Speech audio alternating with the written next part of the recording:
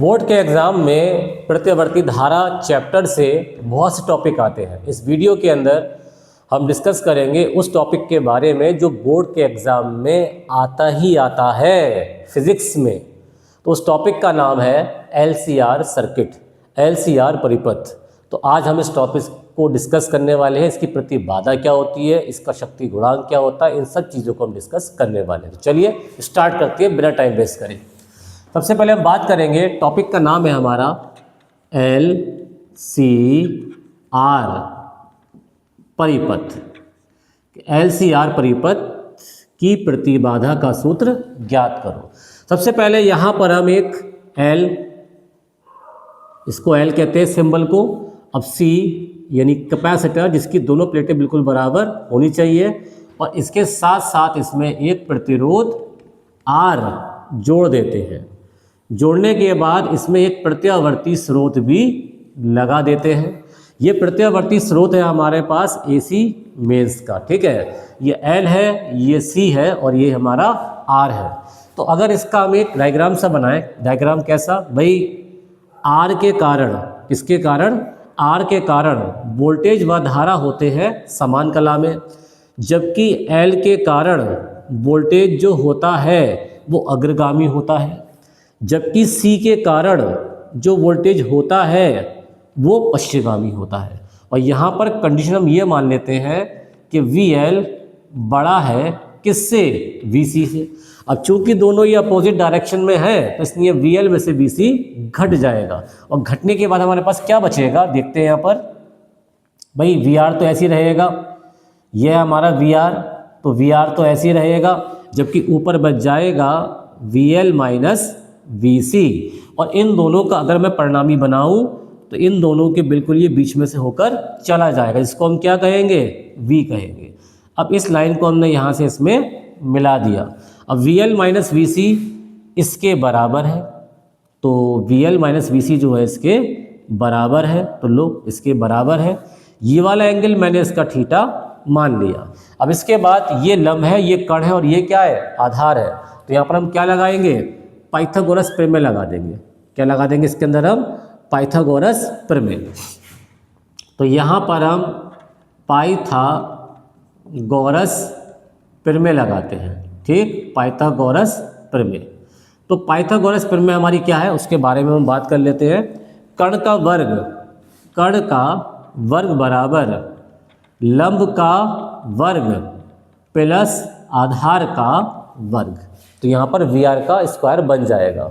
अब इसके बाद VL का वैल्यू होता है IXL, VC का वैल्यू होता है IXC, और VR का वैल्यू होता है IR। इन सब वैल्यू को लगा देते हैं इनके अंदर।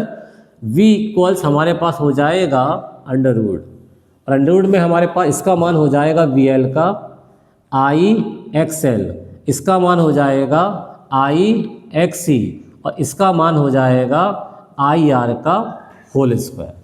अब इसके बाद देखते हैं दोनों में से कॉमन क्या क्या चीज़ें हैं।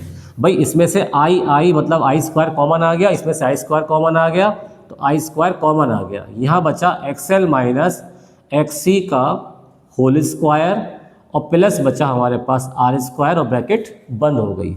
अब I को बाहर निकाल देंगे और I इसके बटे में चला जाएगा, तो V upon I is equal to under root, यहाँ बनेगा हमारा XL। अब XL का फॉर्मूला क्या होता है गाइस, XL का फॉर्मूला होता है ओमेगा इंटू L, इसका फॉर्मूला होता है ओमेगा इंटू C, और इसका बन गया होल स्क्वायर। और प्लस में क्या आ जाएगा हम लोगों के पास, R स्क्वायर, और यहाँ पर अंडर रूट लगा दिया। V अपॉन I बराबर होता है Z के, इसे कहते हैं प्रतिबाधा, क्योंकि अगर किसी परिपथ के अंदर एक से ज़्यादा अवयव लगे होते हैं तो वहाँ पर प्रतिबाधा बनती है। तो यहाँ पर हो गया आपका Z, तो ये हो गया अंडर रूट। अंडर रूट होने के बाद यहाँ ओमेगा का आप मान लगा सकते हैं। ओमेगा का मान हो गया 2πf, आवृत्ति f है, इंटू L, और यहाँ पर आपका बन जाएगा 2πfc का होल स्क्वायर, और प्लस में क्या बन जाएगा, R स्क्वायर बन जाएगा। तो ये हो गया हमारा LCR परिपथ की प्रतिबाधा का सूत्र। अब हमें निकालना है इसमें कलांतर। तो कलांतर कैसे निकालेंगे, आसान है काफ़ी। अगर हम यहाँ से कलांतर की बात करें कि कलांतर कैसा निकाला जाएगा, तो कलांतर होता है हमारा tan फाई। tan फाई बराबर होता है लंब बटा आधार। लंब कितना है VL माइनस VC। लंब कितना है हमारे पास VL माइनस VC। आधार कितना है हमारे पास VR। अब tan phi is equal to, यहाँ फॉर्मूला बनेगा IXL, यहाँ फॉर्मूला बनेगा IXC और यहाँ फॉर्मूला बनेगा IR। अब ऊपर से हमने I कॉमन ले लिया, अंदर क्या बचा हमारा XL। अब XL का फॉर्मूला क्या होता है, XL का फॉर्मूला होता है ओमेगा L और इसका फॉर्मूला ओमेगा C का होल स्क्वायर, सॉरी नहीं करना पड़ेगा क्योंकि मुझे ध्यान पहले का था, और बटे में I इंटू R। I से I क्या हो जाएगा कैंसिल। देन हमारा tan फाई का जो फॉर्मूला बनेगा वो कुछ ऐसा बन जाएगा omega L minus 1 upon omega C upon R। तो ये हमारा इसका कलांतर बन जाता है।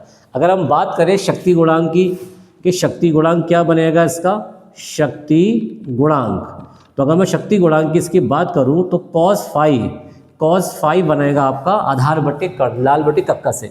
आधार कितना है इसका VR और कर्ण कितना है इसका V, तो VR अपॉन V इसका फॉर्मूला बन जाएगा। क्या बन जाएगा VR अपॉन V। अगर आप चाहें तो एक काम भी कर सकते हैं, वो क्या, VR बराबर फॉर्मूला क्या होता है I इंटू R, और V बराबर V क्या है टोटल वोल्टेज। V क्या है टोटल वोल्टेज। इसमें भी अगर मैं ये फॉर्मूला लगाऊं तो V बराबर I इंटू Z, क्योंकि टोटल प्रतिरोध इसका Z माना जाएगा। अब I से I क्या हो गया कैंसिल, तो cos phi is equal to कितना हो जाएगा R बटा Z।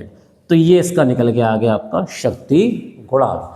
तो इस तरीके से आप अपना LCR परिपथ तैयार कर सकते हैं और ये LCR परिपथ एग्जाम में खूब आता है, बहुत ज़्यादा आता है। तो इस तरीके के टॉपिक लगातार मैं आपको प्रोवाइड करता रहूँगा क्वेश्चन वाइज, क्योंकि हमारे एग्जाम्स करीब है। जितने भी इंपॉर्टेंट क्वेश्चन हैं वो वीडियो के माध्यम से आप तक पहुँचते रहेंगे। तो चैनल को सब्सक्राइब करना ना भूलें और इंस्टाग्राम ID को फॉलो भी करें शारिक एपिक पर।